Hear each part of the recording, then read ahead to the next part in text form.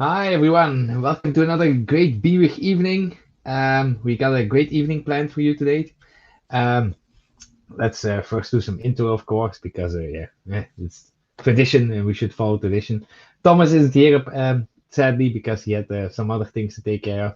But I'll be your host for this evening with two other great speakers. Martin and Appie will be presenting about. Martin will be presenting about translations, and Appie will be presenting about the Microsoft 365 CLI. But yeah, I'll let them explain themselves. They probably know a lot more about it than I do. Now, first things first, let's give a special thanks to our sponsors, our yearly sponsors, and a new sponsor, PointFire. They make this stuff all happening because yeah, it's not simple to do a user group. It's things cost money. We all know that. So thanks to those sponsors, we'll be able to continue our great work. Now, next up, our agenda, as I already mentioned.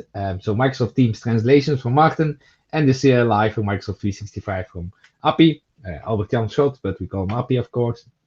Then something also super important. Do you want to be a speaker? We're always searching for new speakers. We have the established values, as we call them, that do some sessions. But yeah, we also want you as a new speaker. If you ever want to try it out, did you do an interesting project? Did you learn something that might interest somebody else? It doesn't really need to be about Microsoft 365 or SharePoint, or it can also be something about Azure or something totally different. That you say, yeah, I did a project, I came in contact with.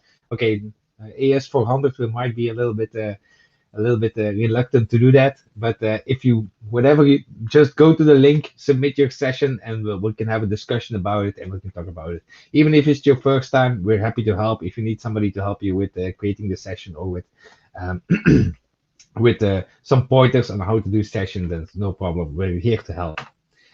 And then, of course, Collab Days will be October 23rd. Will it be Collab Days, the Netherlands, Belgium again? Will it be Collab Days, Belgium? It's all a little bit, a little bit hard to tell, of course, because of the situation currently. We've had a meeting. We're just thinking about it. We can see what we're doing. We're not deciding anything yet. Is it virtual? Is it in person? We're not taking any decisions yet. Just follow our Twitter feed, and you will see what's going on. We'll let you know right in time. But mark this date in your calendar at least. That you at least. I know everybody at the end of the year, especially this year, probably has like a million weddings and birthdays that they still need to, have to do and all those stuff. But yeah, mark this date in your calendar because it's gonna be an awesome day. Even if it's in person or in virtual, we'll make it an awesome day.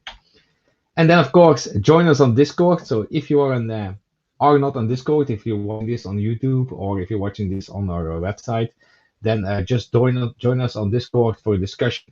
You can ask your questions there, and I will forward to Martin and to Appie today. And even in the end, if you want, we can still, depending on how many people are online, we can also add you to the stream, and depending how hard your questions are. So without further ado, I'm going to ask Martin to join our feed. Hi, Martin. Everything okay? Hello. Everything's just fine. If you hear a little noise in the background, that is a work crew who's decided to tear up our street as we begin this talk. Yeah, that's always the case. As long as it's a user group and it's not work thing related, because yeah, we all had to go out sometime. And the work people, they don't like it if you go out and yell at them because you have a meeting. So don't do that. All right. So everyone, Martin is from Canada, and he will talk to us about translations in Microsoft Teams and all the translation features. I hope you have good news for us because yeah, we all know the translation in SharePoint. That was like, yeah, let's not go there. So I hope you have good news. Without further ado, I'm just gonna let you start the session, and I wish you good luck to do it. Great. And then if you want to share your screen, you can also start sharing. Okay, thank you very much. Yes, there's all sorts of good news. In fact, things are moving very quickly. Half the things that I'm going to be talking about. Why did I not share this screen? You can see it. Yes. Okay.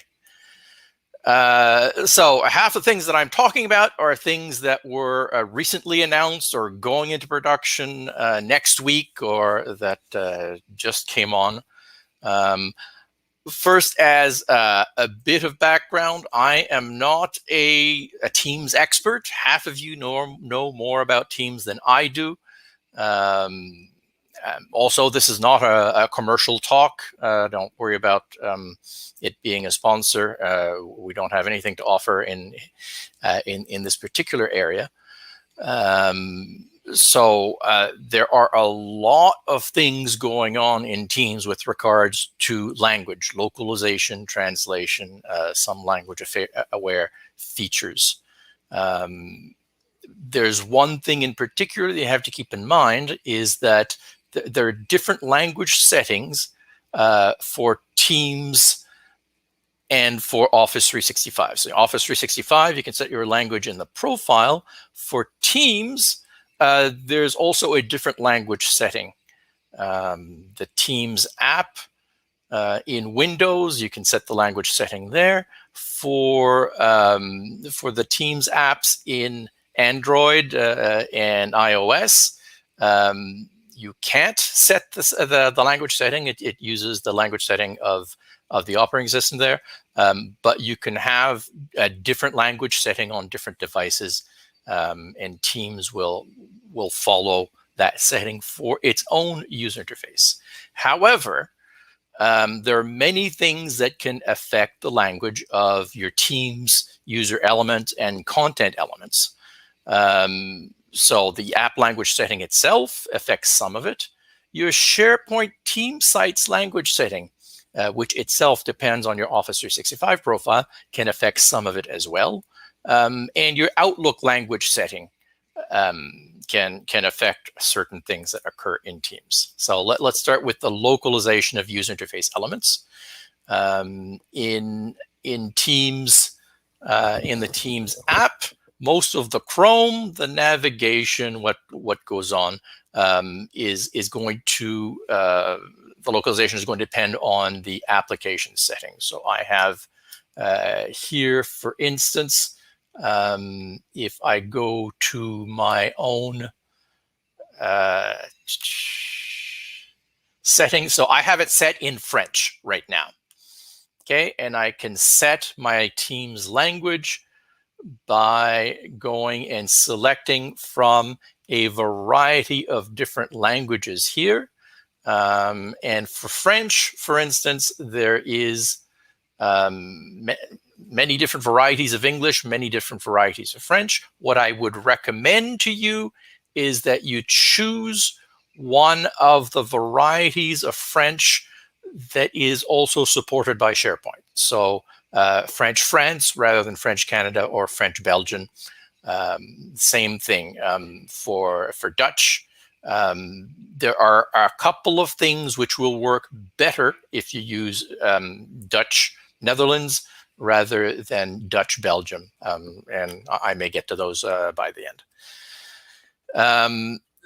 What of the content, what of the rest of the inside user interface is affected by your language settings is the team name. The team name is sort of partly sometimes affected by your language setting. So that the team name is a SharePoint site name, and SharePoint site names are localizable using the SharePoint MUI. There are times when, if you localize your team name within SharePoint, where that will be reflected in Teams. There are times where it isn't. In fact, most of the time it isn't. And I've never really figured out exactly what the pattern is. It will sort of localize after the last time that you change the localization in Teams. So this is one of the mysteries I would love to resolve. I don't know the exact answer here. It is partially localizable, but usually not. Not a good answer, I know. How about channel names? So within the Teams, you can have channels. Channel names in general are not localizable, except for the built-in channel called general. If you go and look at a channel name in French, it's going to be called general général, whereas I have it within my browser, I have it in English and it's general. But any other custom channels that you create, or even channels that are created for you by a Teams template, those are going to be unilingual. They're not localizable. Okay, tab names. Certain out-of-the-box tab names do get localized, but any that you create yourself are not. So here I have tab names like here it says publication, here it says fichier, whereas in English, the same one says posts and files, okay? The built-in ones, SharePoint localizes. The ones that you create yourself, I haven't found any way to localize those. And one of the problems with that is that these channel names become folder names in the document library, and folder names are not localizable things.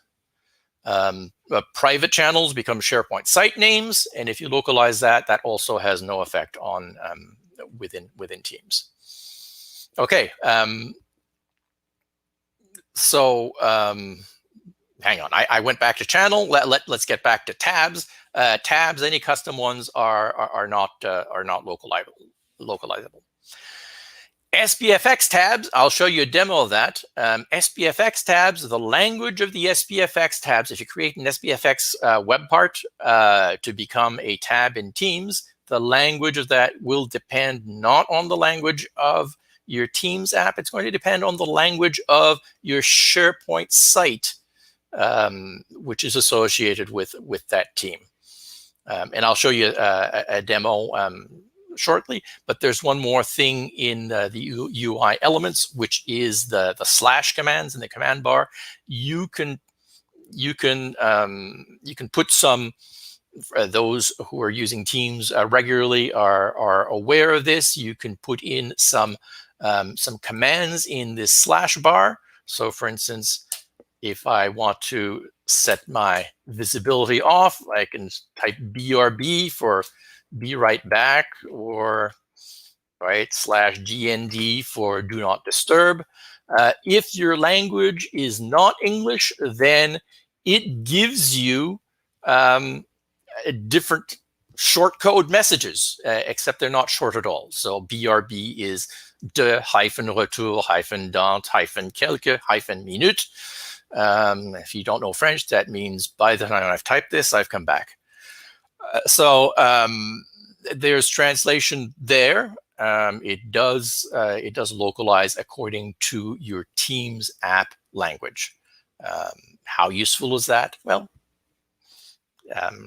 for some commands, I'm sure it's useful. Okay, so let's get back to what I was talking about for SPFX tabs.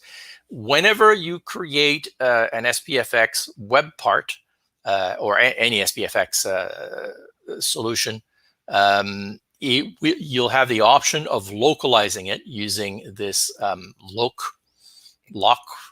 folder, where you can store strings inside a JavaScript file. So the built-in localization within this works within SharePoint, it works within Teams. The built-in localization will load the strings in SharePoint based on the SharePoint language setting. But in Teams, it will also load them based on the SharePoint language setting and not the Teams app settings. So you'll notice that I have here, my language is English, but this slightly modified standard demo web part, my language is English, it's in English.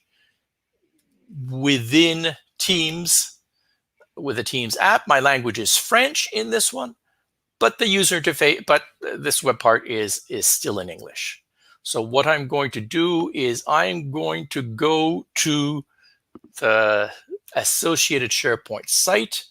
I'm going to use a trick which is not part of SharePoint so that I can change my language, and I will change my language to Dutch on this site. So the language of this site is now Dutch. So if I now go to to the very same tab and reload the tab. When it reloads, it's going to reload in Dutch. It follows the language of the SharePoint site, not the language of the teams. So here my language is still French, but I reload it, and when it reloads according to the language of the associated SharePoint site. There are a number of things within Teams which follow the language of the SharePoint site as well. So for instance, if I go to the Files tab, what I'm going to see is an interesting mixture of languages. My user interface is in French because I've set the Teams user interface to be French. But once I get into the what is actually a SharePoint web part to display the files, it displays it all in Dutch. Whereas in this case, this folder of recordings was created when my language was English, and therefore the folder's name is English. So 3 different languages for 3 different reasons. That's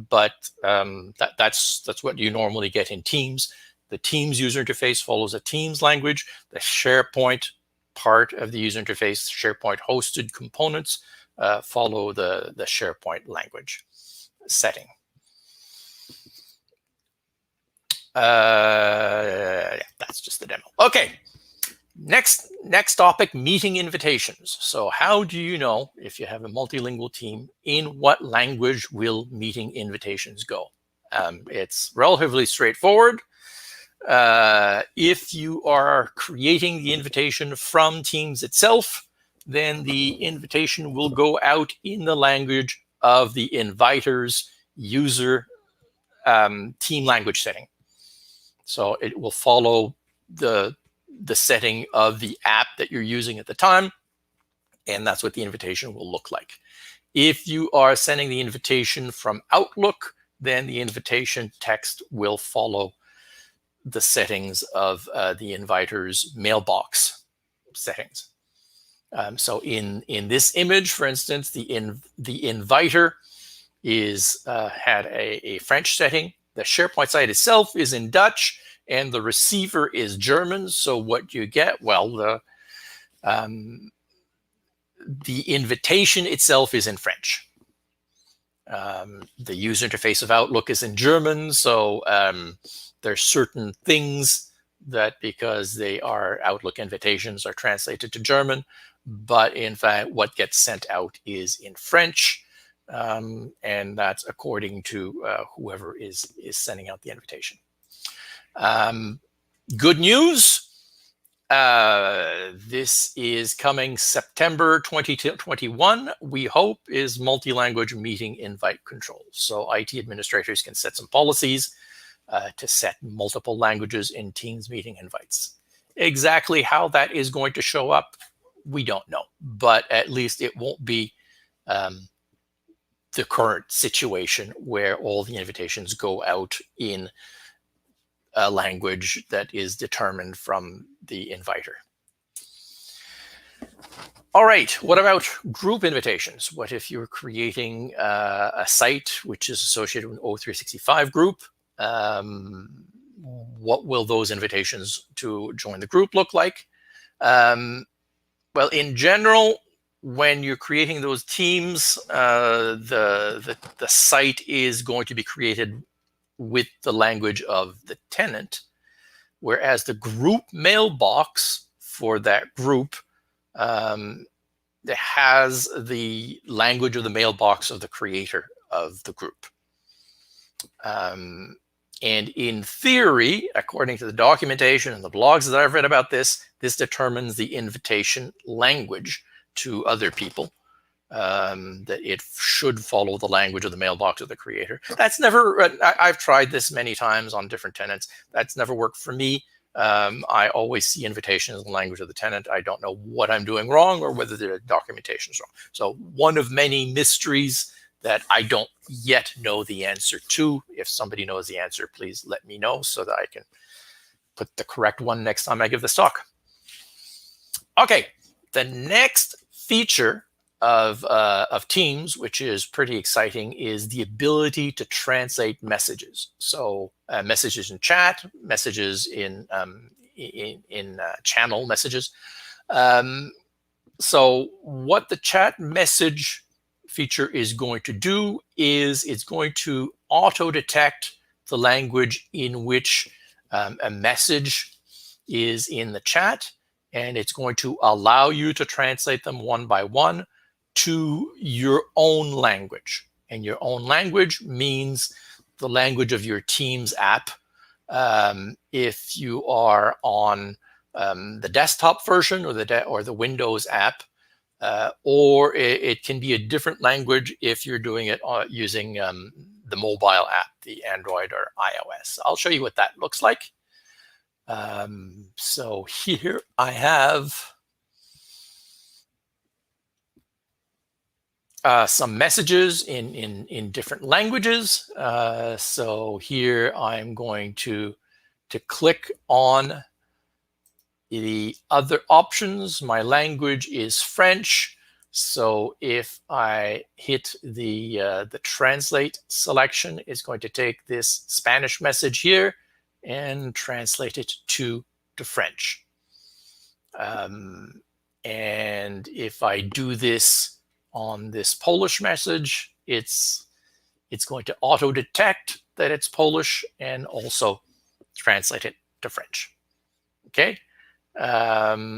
And if my language had been Dutch, it would have translated it to Dutch. So it detects quite a variety of languages, and then it translates the message to your language.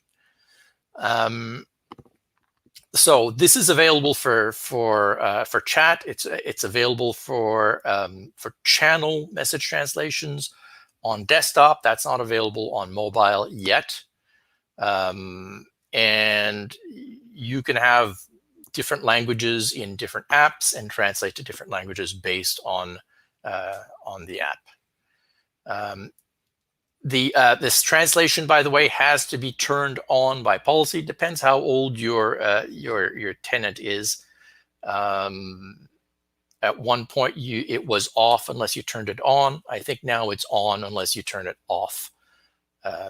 You can just go to your Teams dashboard, Teams Admin Center, and find this translate messages and turn it on, and that will allow you to have translation. Why you wouldn't want to allow people to translate messages in languages they don't understand, I don't know. So I suggest that you turn it on. I don't believe there's any cost associated with turning it on. If you're using the mobile apps, the mobile app, you cannot pick the app language. It's just going to use the operating system's language, but you can pick the translation to language. You can go to your mobile app and select translation and then select the language to which you want translations to go. So that doesn't have to match the language in which your app user interface is being displayed. The other thing, which is very useful to discover, is the Immersive Reader. Immersive Reader is another one of these things that you can turn on by policy. It's fun. It was originally meant as a language learning tool, and for right now, it's only available on the desktop apps, but very soon it's going to be available on mobile as well. So Immersive Reader will look at whatever it is that the message is, or it will read other things besides messages as well. So I'll turn on the Immersive Reader just so that you can see. And here, I'm sorry, I didn't turn on the audio when I shared my screen. I don't know if I can do that now. I'll see if I can try. I had forgotten that this has interesting audio. I'll see if I can stop sharing and restart.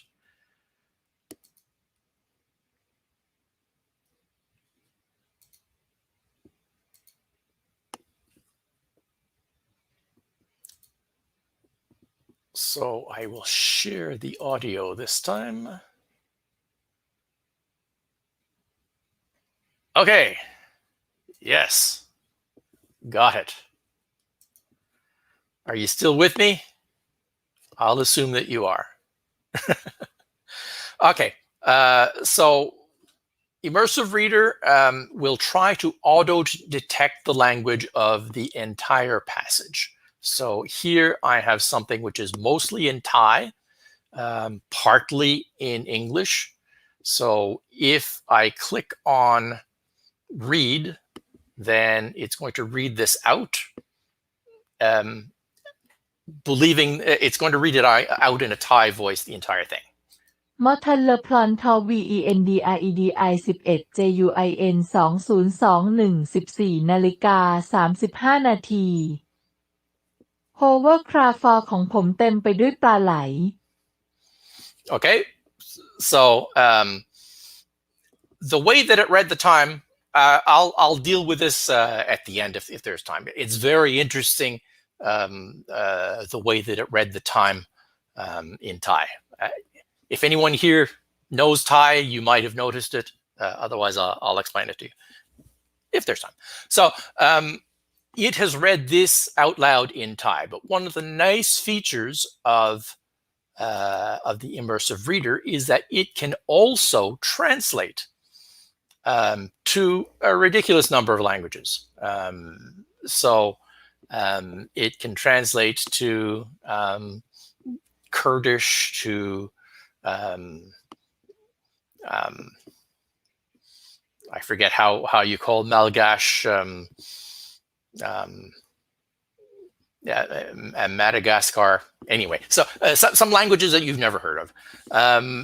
So it, I will turn on the document level translation, and then I will tell it to translate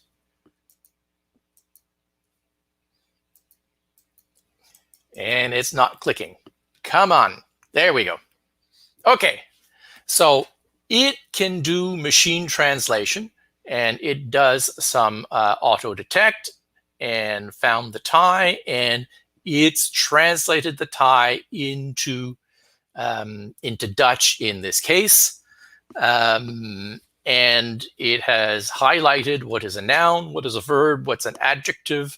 It's got little pictures for what some of the words mean. So it can be very useful in terms of translating things, and it's actually more powerful than the chat translator, which is already there. Okay, so this is how the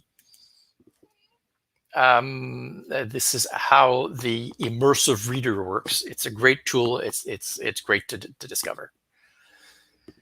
Next topic is spell checking language. You know how you're typing in the chat, it will sometimes give you the squiggly red lines for what you're typing.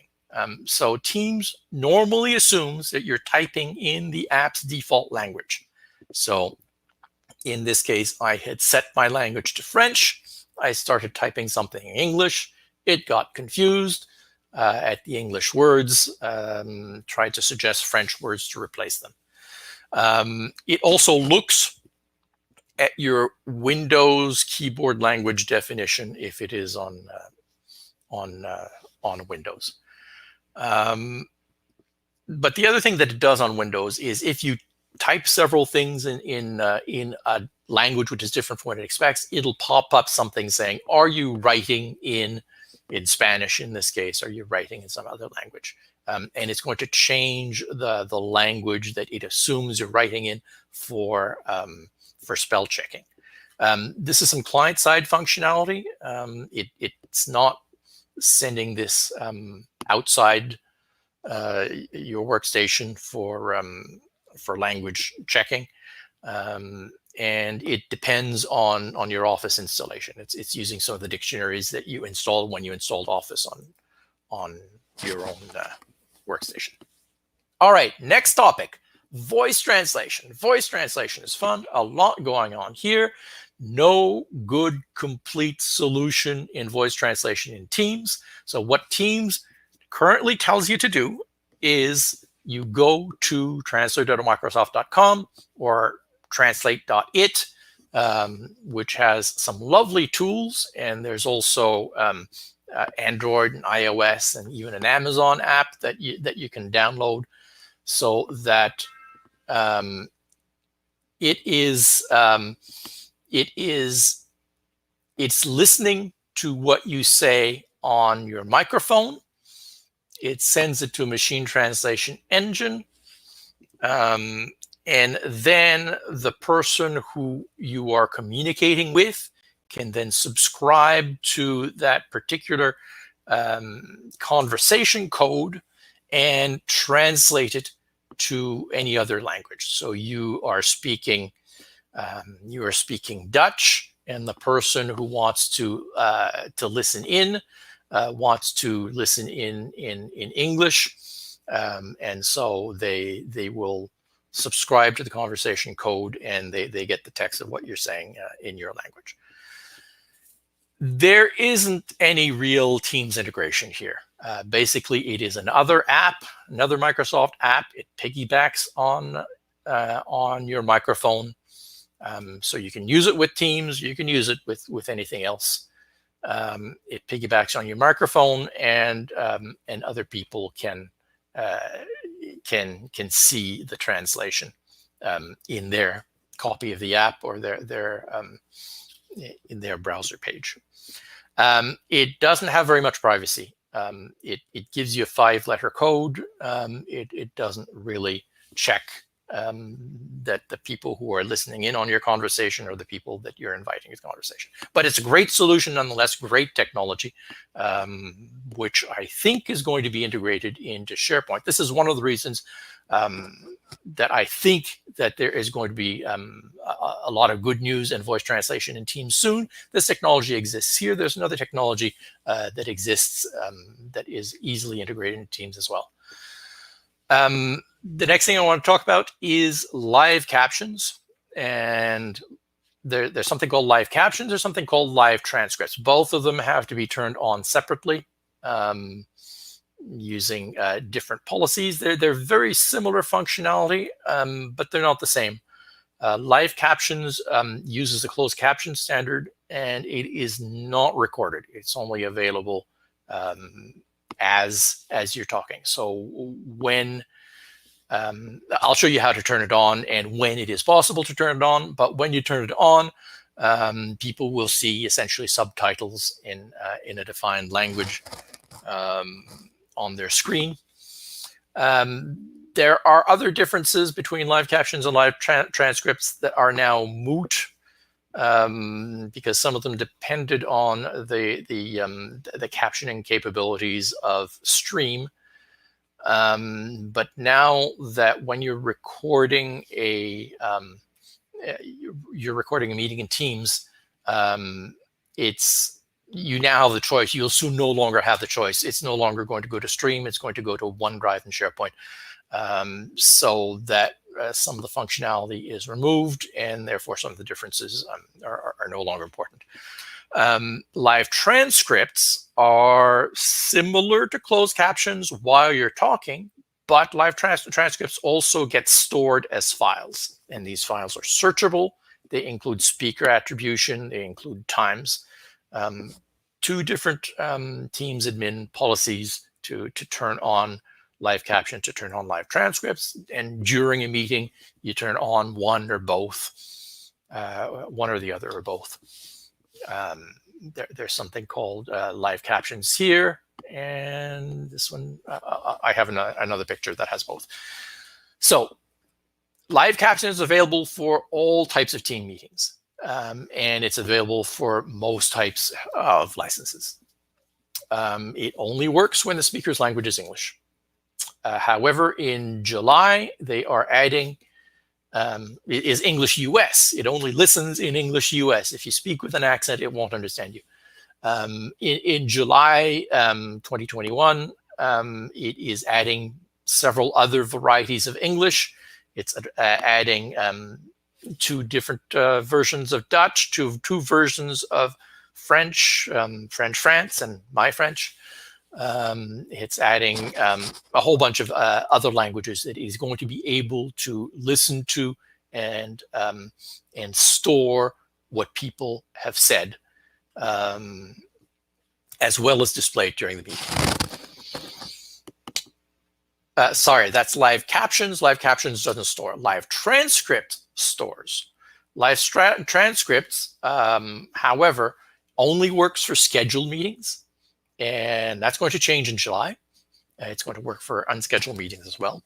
It currently requires some E3 or E5 licenses, a couple of others, but it's going to have a wider variety of SKUs in July, including the A1 licenses, the frontline worker licenses. So a whole bunch. It's going to be more widely available to all sorts of different Teams users.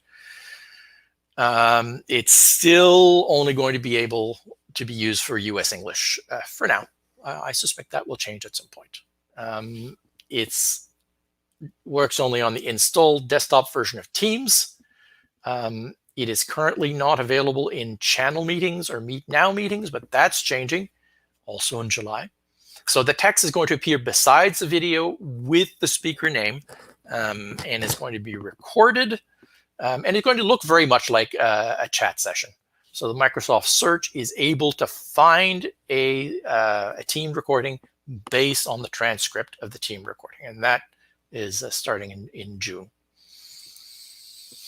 So typically, when you record a Teams meeting, you'll find this in Teams, which is meeting, and this little video file that you can click on. But when you have live transcripts, you also have a separate entry for transcripts, which is a sort of a text file that you can click on and see the Teams transcript. You can download it as a doc file or a VTT file. VTT file is used for closed captioning, so that if you want to rebroadcast with subtitles, you can use that VTT file to rebroadcast with subtitles. And that file includes time codes and includes the names of the speakers, except for the speakers who have opted out of having their name being shown.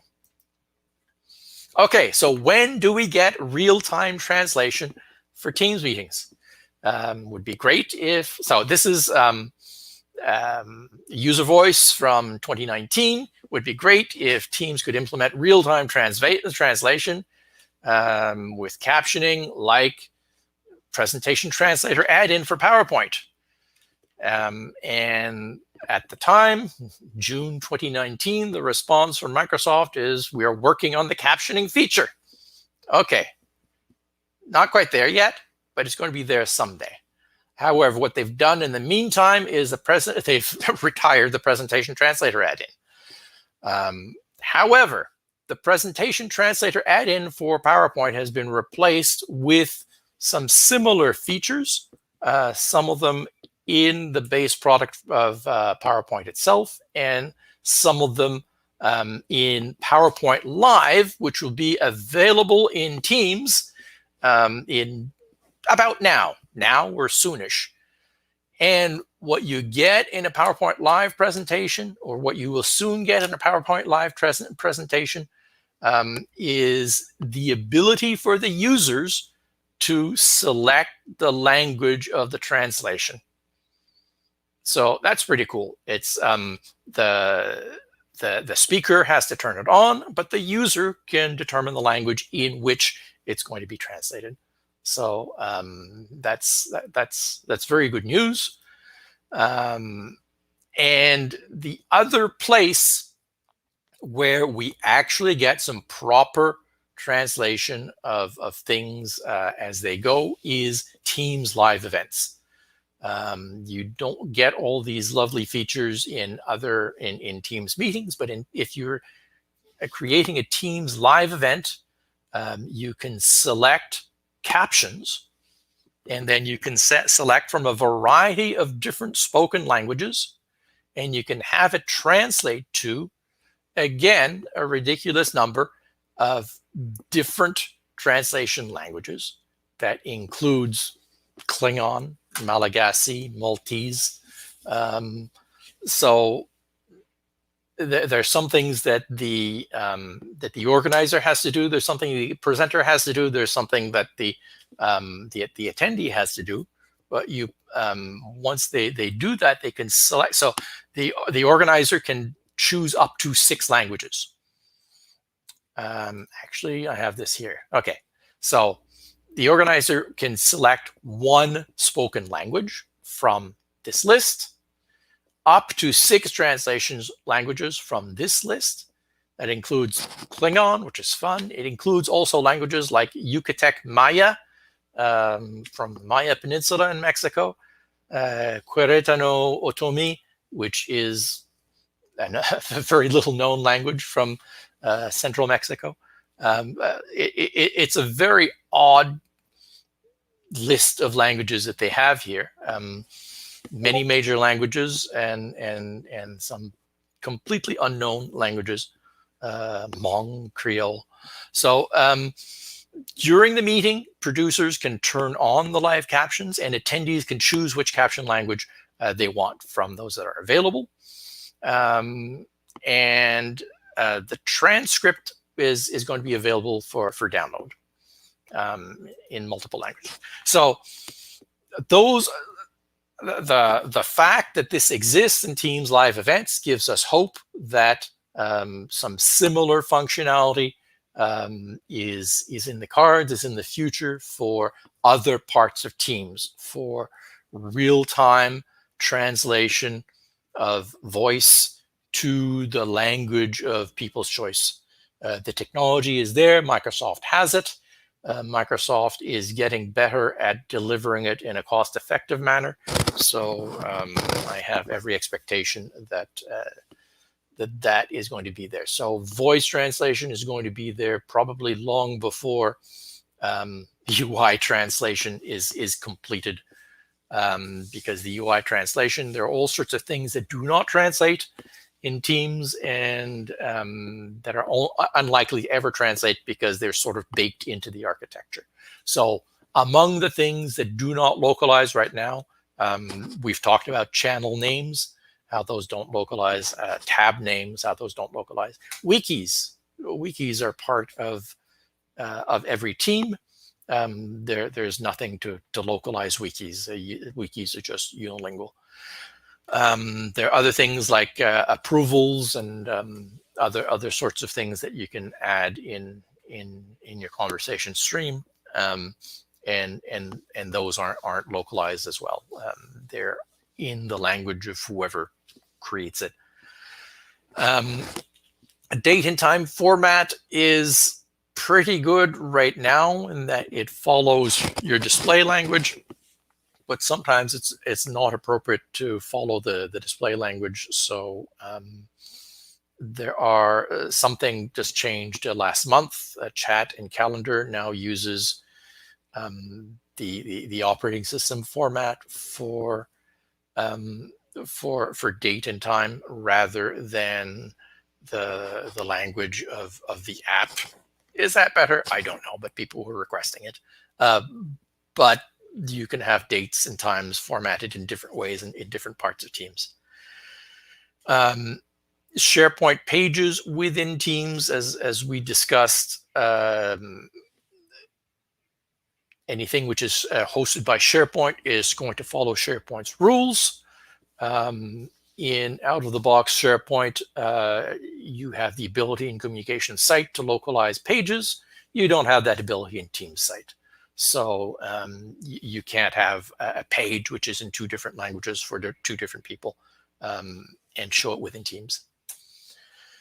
There are certain automatic posts that go into chat that don't localize. You can still click on the little button and select translate.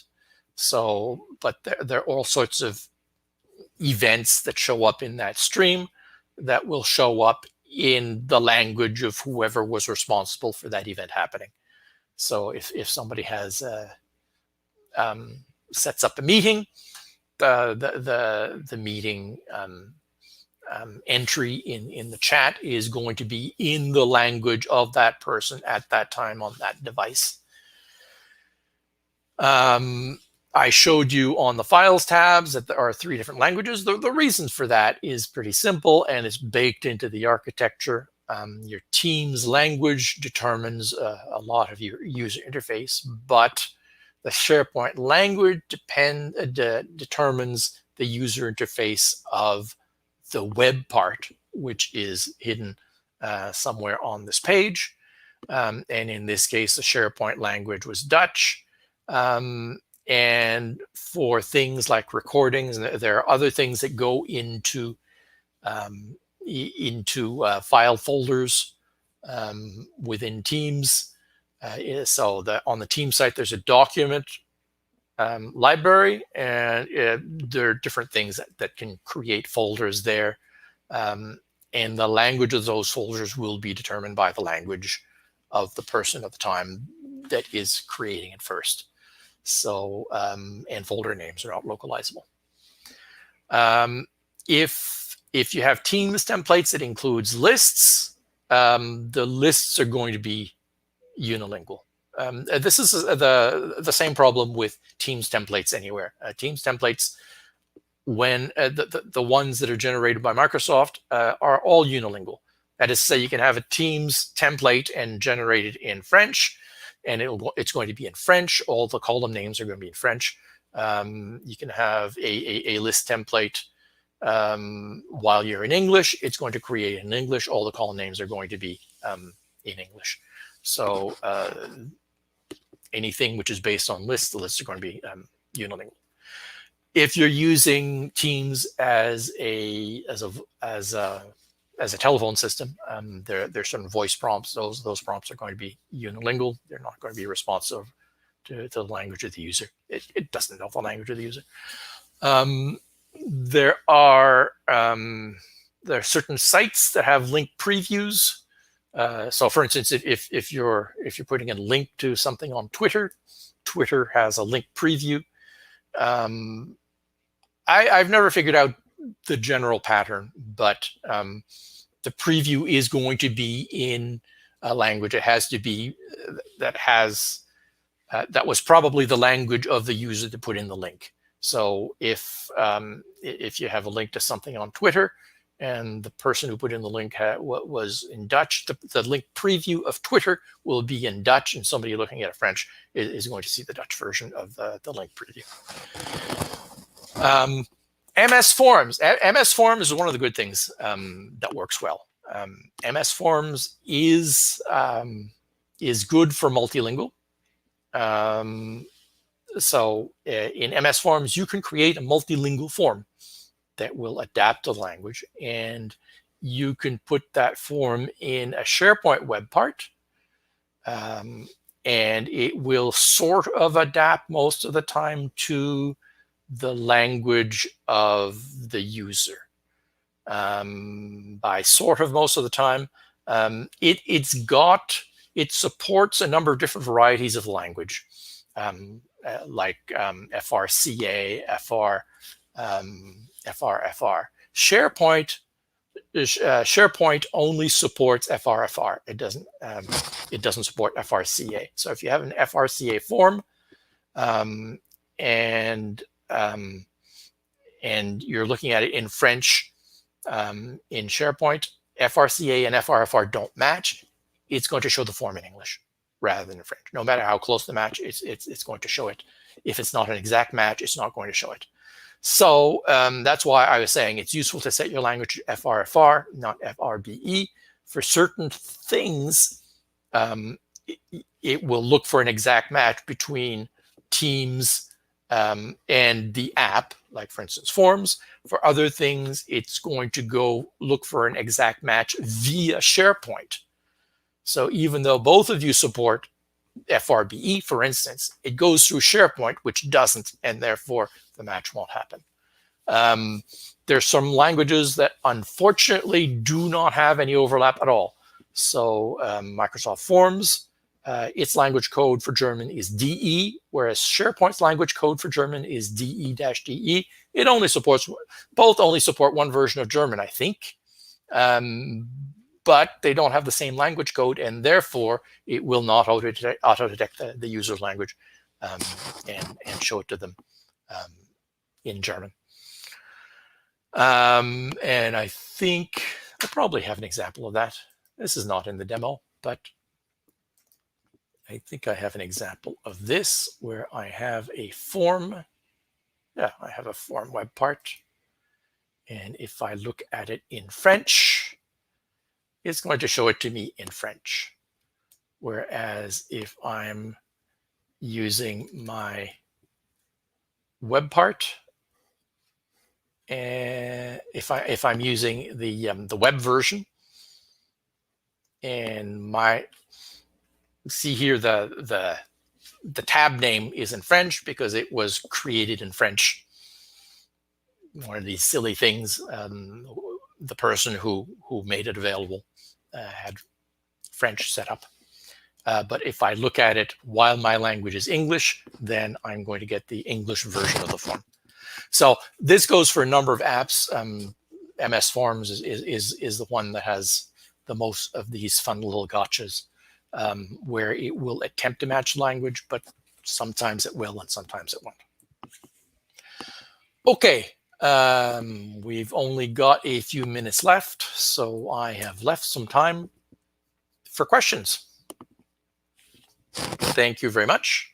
I'm not sure how I take questions. But... Hey, Martin. Yeah, I'm back.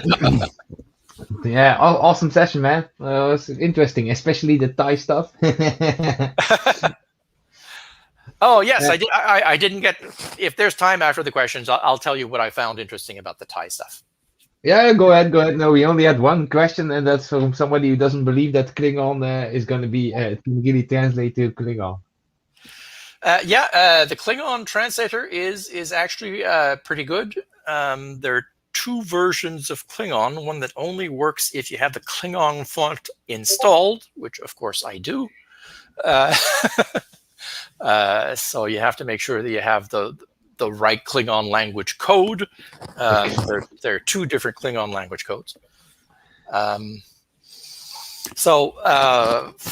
for the question of Thai, the thing that I found interesting about it is that, I don't know if I can get back to this. Yeah, let me share your screen back again. There we go. So in the conversation, and it's sort of linguistic trivia, and it's just because I speak Thai. So it read this this date and time. Mm-hmm. So Thai in general uses a 12-hour clock. Most people use a 12-hour clock. In fact, Thai uses a 6-hour clock in verbal Thai and a 12-hour clock when it's written. The 24-hour clock is used for formal invitations. If you're going to be invited to an audience with an ambassador or with the royal palace, it's going to be using a 24-hour clock. And they have different words. There's a formal version of the language, which is only used for formal occasions. And there is the normal way of telling time, which is based on the 12-hour clock. So here it sees a 24-hour clock time, and it therefore switches to Sipsi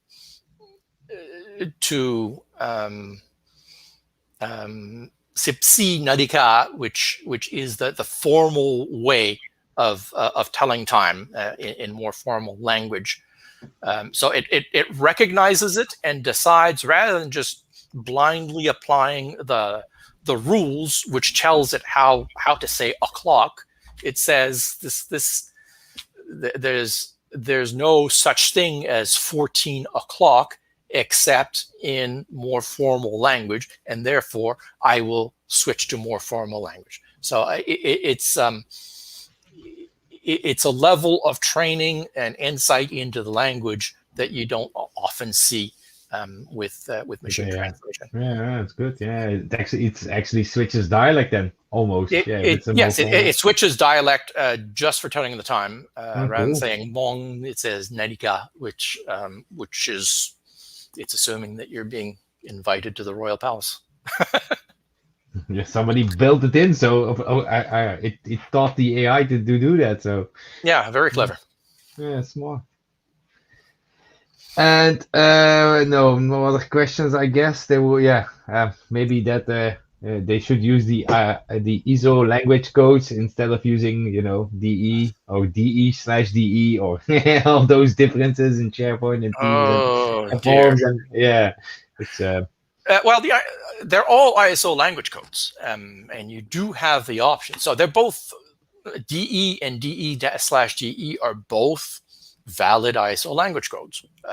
It's just that Microsoft is not consistent about the format of the language codes that they use, and therefore different products use different conventions, and sometimes they use a mix of conventions, and sometimes they use entirely incorrect language codes. For instance, SharePoint uses the wrong language code for Norwegian. It uses the wrong language code for Chinese. It uses an older one. So it's a bit of a mess, especially when you're going between one product and the other, and they haven't settled on a list of language codes. Yeah, that sounds like a meeting that should be held. No, okay, then I'm gonna wait. Somebody's asking one more. Let's just wait 1 sec until the question is done. I'm already gonna say thank you for doing the session for our user group. Yeah, you're welcome to stay online in Discord. I know you have a meeting now on our work day is ending, but your day is just starting. So I wish you a good day at work, and then I'll see you around. I hope to see you in Belgium this year during Collab Days, but yeah, we'll never know. We'll see how everything turns out. All right. Well, set a beer aside for me. I'll be there. Triple if you can. Yeah. That will be arranged. You don't have to worry for that one. That will be arranged. Okay, great. And then for everybody who's listening, we'll take a short break, 15 minutes. So 15 past 8, we'll be right back. And then Appie will talk about the Microsoft 365 CLI. So see you in 15 minutes. Thank you. All right.